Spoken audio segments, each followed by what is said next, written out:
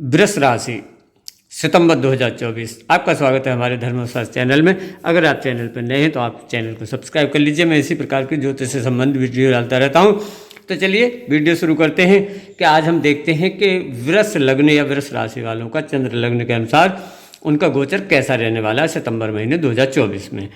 तो फिलहाल का जो आपका गोचर है वो है कि आपके लग्न में फर्स्ट हाउस में आपके गुरु गोचर करेंगे और सेकंड हाउस यानी दूसरे घर में आपके मंगल गोचर करेंगे और तृतीय भाव कर्क राशि का है और फोर्थ हाउस में आपके यानी चौथे स्थान में आपके सूर्य और बुध गोचर करने वाले हैं। और सिक्स हाउस पंचम स्थान जो होता है शिक्षा का, उसमें शुक्र और केतु गोचर करने वाले हैं आपके। और टेंथ हाउस यानी दसम भाव में आपके शनि महाराज गोचर करने वाले हैं। एकादश भाव यानी 11th हाउस, उसमें आपके राहु गोचर करेंगे। तो ये गोचर का प्रभाव आपकी राशि पर लग्न के अनुसार क्या प्रभाव देने वाला होगा।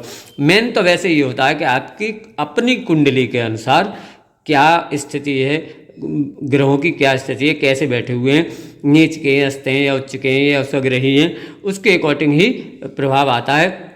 लेकिन जो गोचर का प्रभाव है वो मैं आपको बताने की कोशिश कर रहा हूँ कि बृहस्पति आपके जब लग्न में हैं तो इस समय पर क्या होगा कि आपका परिवार से भी अच्छा रहेगा, आपस का पति पत्नी का भी अच्छा रहेगा, व्यापार का भी लगभग सही रहेगा और पैसा भी सही देंगे। बुद्धि को भी आपकी को बहुत अभी तेज कर देंगे, फिलहाल में बहुत अच्छा रहने वाला है।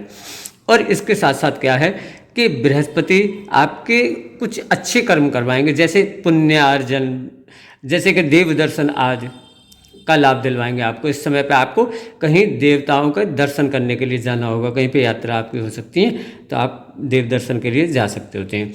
और कुछ शुभ कार्य भी कर सकते हैं, जैसे पूजा अर्चना के कार्यों में भी आपकी रुचि इस समय पर बढ़ाएंगे, उससे आपको काफ़ी लाभ रहने वाला होगा। इसी के साथ साथ मंगल का देखा जाए तो मंगल आपके तृतीय भाव में है। तो तृतीय भाव में बैठने के कारण से क्या होगा कि आपको पुराने दोस्तों से मिलन होगा। इस समय पे जो पुराने दोस्त होंगे आपके, उनसे आपका मिलना हो सकता है।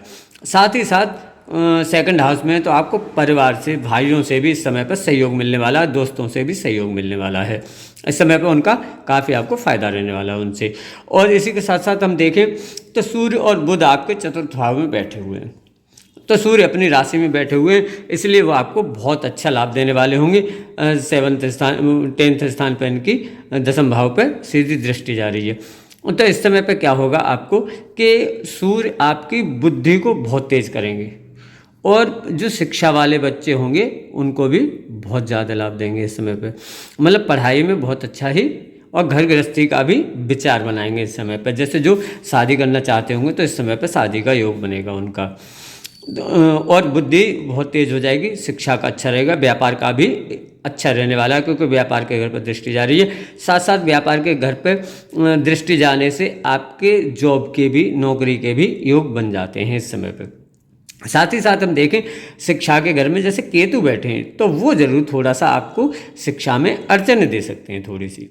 जैसे आपका थोड़ा सा मन चिंताओं में रह सकता है या इधर उधर मन को आपके भटका सकते हैं, चाहे वो दोस्ती की तरफ ले लो चाहे किधर भी ले लो।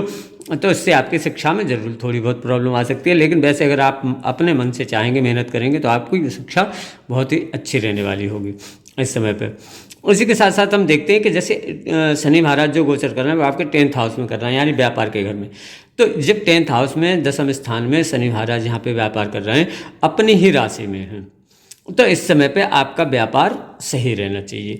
अब जैसे किसी का ऑयल का है या लोहे का है या चमड़े का है, ऐसे जो व्यापार हैं उनमें थोड़ी सी समस्याएं रहने की संभावनाएं रह सकती होती हैं। तो वो शनि महाराज का कुछ उपाय करते रहें, जैसे मैं आपको अभी बाद में उपाय भी बताऊंगा इनके। तो उनसे खास आपको प्रॉब्लम कोई नहीं रहने वाली होगी क्योंकि राहु आपके आय स्थान में बैठे ही हैं, तो वो आपकी इनकम को सही करेंगे, आपको अच्छा लाभ दिलवाएंगे, अचानक से लाभ दिलवाएंगे। आपको कुछ ऐसा लाभ मिलेगा जिसकी आप सोच नहीं सकते थे, वो अचानक से आपको लाभ इस समय पर मिलने की संभावनाएं रह सकती होती हैं पूरी। तो और बृहस्पति भी लगन में है तो उनका भी काफ़ी हद तक दृष्टि जाने से आपके कैरियर को, व्यापार को लगभग सही रखेंगे और आपस के रिलेशन, परिवार का भी लगभग सही रखने वाले हैं बृहस्पति। राहु आपको इनकम में देंगे काफ़ी हद तक फ़ायदा। अब इसमें हम अगर देखते हैं कि जैसे अष्टम स्थान का जो स्वामी हैं मंगल, वो आपके सेकंड हाउस में बैठे हुए हैं। तो मतलब पति पत्नी के घर के स्वामी मंगल जैसे बैठे हैं सेकंड हाउस में, इससे क्या होगा कि आपके आपस में थोड़े बहुत मतलब तनाव रह सकते हैं अलग अलग विचारों को लेकर के। एक सोचेगा अलग, दूसरा सोचेगा थोड़ा सा अलग, तो कभी कभी ऐसा आपके साथ रह सकता होता है। लेकिन कुल मिला के आपका बृहस्पति का अच्छा प्रभाव रहने वाला है, परिवार पे भी, शिक्षा पे भी, व्यापार पे भी, तो सारी चीज़ें, और लगभग नौकरी से रिलेटेड भी आपका लगभग इस समय पे सही रहने वाला होगा।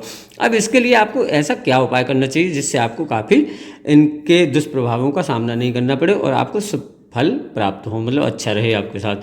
तो इस समय पे आपको सबसे ज़रूरी है एक तो केतु का और शनि का उपाय करना चाहिए इस समय पे। तो आप जैसे शनि का तो शाम के समय पे आप शनि के किसी मंत्र का कोई भी, जैसे बीज मंत्र का भी कर सकते हैं आप, राम प्रेम प्रोम सहसा नहीं नमा, शाम के समय पे आप एक माला 108 बार कीजिए करीब, लेकिन स्नान करने के बाद।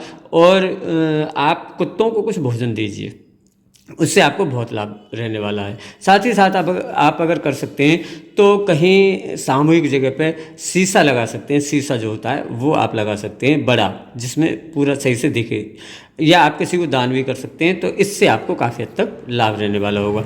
साथ ही साथ आप जैसे थोड़े से उड़द ले लीजिए, तो उड़द को गीला करके शाम को भिगो दीजिए पानी में, और सुबह को उनको पक्षियों को डालिए, तो इससे आपको बहुत लाभ रहने वाला होगा।